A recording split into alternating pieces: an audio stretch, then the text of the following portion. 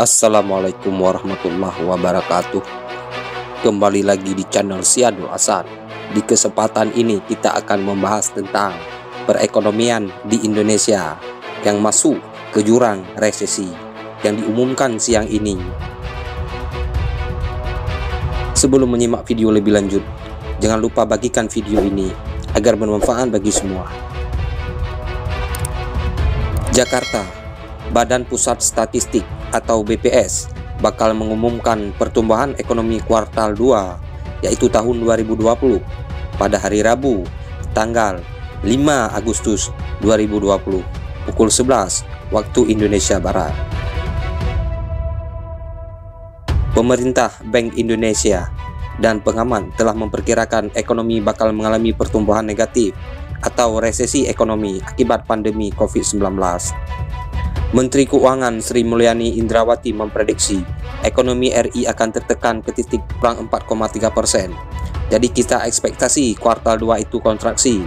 Saya sampaikan di sini atau rentetan kontraksi antara minus 3,5% sampai minus 5,1%. Titik poin atau nilai tengah minus 4,3%. Ungkap Menteri Keuangan Sri Mulyani Indrawati di gedung DPR RI hari Rabu tanggal 15 Juli 2020.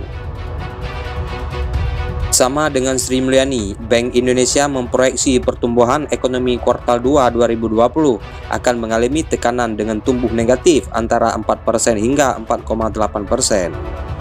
Deputi Gubernur Senior BI Destri Darmayanti menjelaskan, proses pemulihan ekonomi RI akan berlangsung sangat lambat atau berbentuk huruf U karena tengah menghadapi masa-masa yang sangat sulit.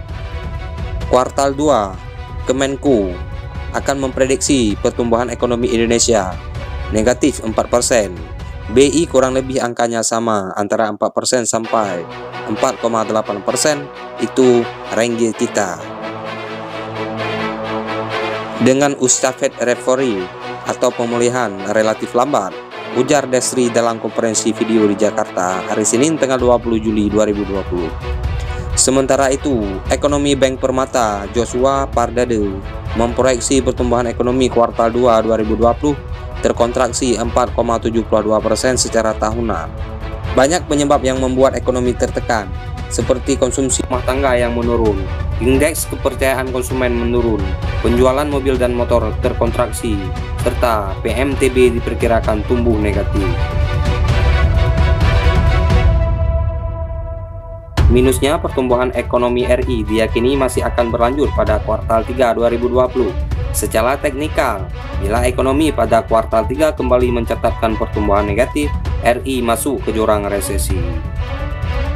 Fenomena ini merupakan yang pertama kalinya sejak krisis tahun 1998.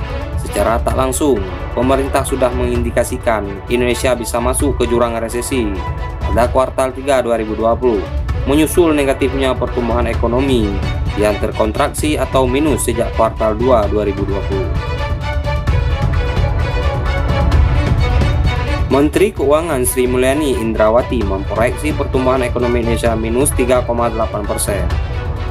Sementara itu, Ekonomi Senior Institute for Development of Economy and Finance atau INDEF, Faisal Basri, meyakini Indonesia akan mengalami resesi. Dari hitung-hitungannya, pertumbuhan ekonomi Indonesia diprediksi tumbuh minus pada kuartal 2 2020 dengan kisaran minus 2,8% hingga minus 3,9%. Resesi atau tidak, contohnya di China. Terlepas bakal resesi atau tidak, Joshua Pardade menyarankan Indonesia bercermin pada China. Pertumbuhan positif negara tirai bambu ini patut diacungi jempol usai membukukan pertumbuhan negatif yang curah. Sebagai informasi, China sempat mencatatkan PDB terkontraksi 6,8% pada kuartal 1 2020 sejak pandemi COVID-19.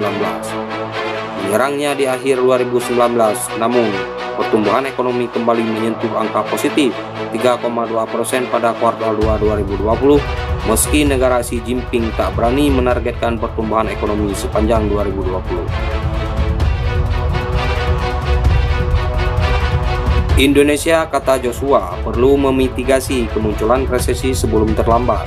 Caranya adalah mempercepat penyaluran bantuan sosial secara tepat sasaran dalam bentuk tunai dan stimulus lainnya yang mampu menopang ekonomi. Sekalipun nantinya terjadi resesi, percepatan penyaluran stimulus akan membuat ekonomi kembali positif pada kuartal 4 2020. China bukan hanya stimulusnya yang cepat, tapi penanganan COVID-nya juga sangat baik. Jadi artinya ini harus jadi contoh sukses sebagai negara yang bisa keluar dari jebakan ataupun jeratan resesi, kata Joshua kepada Kompas. Demikian sekilas informasi. Wassalamualaikum warahmatullahi wabarakatuh.